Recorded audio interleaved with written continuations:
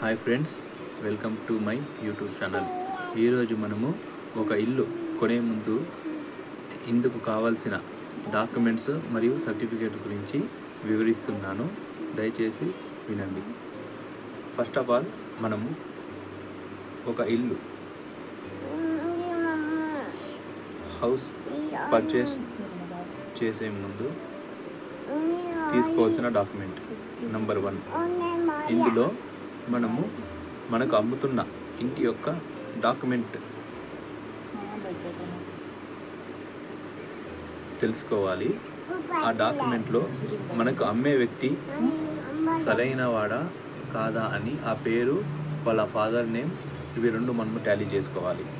And number 2, ఈ documents సంబంధించిన link documents అంటాము.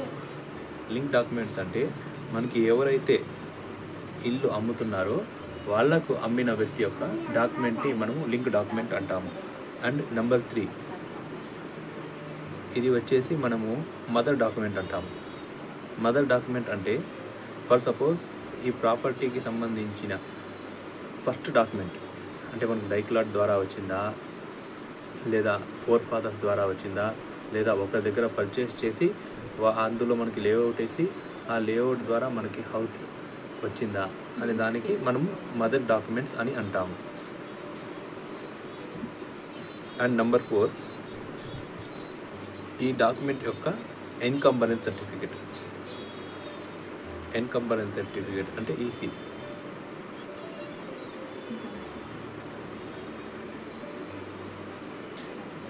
ఈ ఎన్కంబరెన్స్ సర్టిఫికేట్లో మనము ఈ 3 లింక్ డాక్యుమెంట్స్ మెన్షన్ అయ్యాయా లేదా అనేది కోరాలి.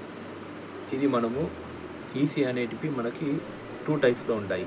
అందులో నెంబర్ 1 ఈసీ, ఆన్లైన్ ఈసీ అంటాము. ఆన్లైన్ ఈసీ అంటే 1983 సంవత్సరం నుండి ఈరోజు తేదీ వరకు మనకి వచ్చే ఇన్ఫర్మేషన్ని online EC, online encumbrance certificate అంటాము.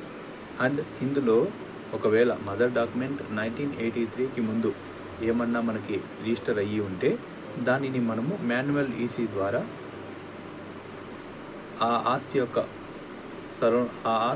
యొక్క సబ్ రిజిస్టర్ ఆఫీస్లో మనము మాన్యువల్ ఈసీ కోరి అందులో వచ్చే ఇన్ఫర్మేషన్ ప్లస్ ఈ 3 డాక్యుమెంట్స్ అంటే 3 అంటే మనకి 3 ఉండవు.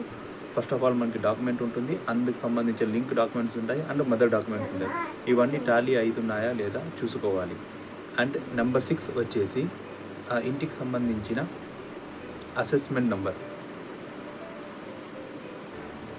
ఈ అసెస్మెంట్ నెంబర్ మనకి 2 రకాలుగా ఉంటాయి. అందులో నెంబర్ 1 మున్సిపాలిటీది వస్తుంది, అండ్ నెంబర్ 2 పంచాయత్.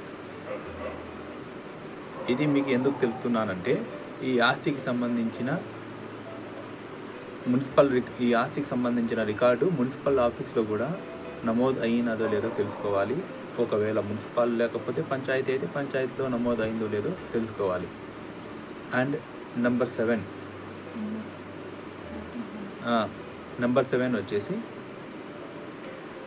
ఈ హౌస్కి ఉన్న కరెంట్ సర్వీస్ నంబర్.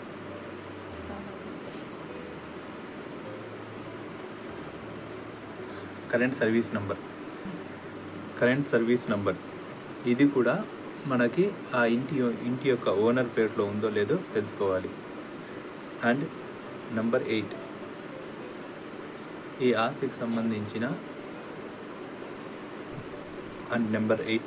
ఒకవేళ ఆ ప్రాపర్టీ యొక్క ఓనర్ చనిపోయి ఉంటే అతని యొక్క death certificate and family certificate.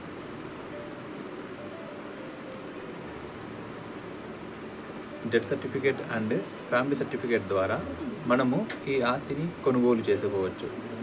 Death సర్టిఫికేట్లో మనకి ఆయన ప్రాపర్టీ యొక్క ఓనర్ చనిపోయినట్టు మనము ధృవీకరిస్తాము. అండ్ ఫ్యామిలీ సర్టిఫికేట్ ద్వారా అతనికి సంబంధించిన అంటే ఆ ఆస్తికి సంబంధించిన హక్కుదారుల నుంచి మనం రిజిస్టర్ చేసుకోవడానికి ఆస్కారం ఉంటుంది. సో ఫ్రెండ్స్, ఈ వివరాలు అన్నీ మీకు అర్థం అయ్యాయి అని నేను భావిస్తున్నాను. ఇందుకు సంబంధించి మరిన్ని వీడియోస్ కావాలంటే మన ఈ ఛానల్ని సబ్స్క్రైబ్ చేసి లైక్ అండ్ మీ అభిప్రాయాల్ని కామెంట్ ద్వారా తెలుపగలరు. Thank you friends, thank you so much. Thanks for watching.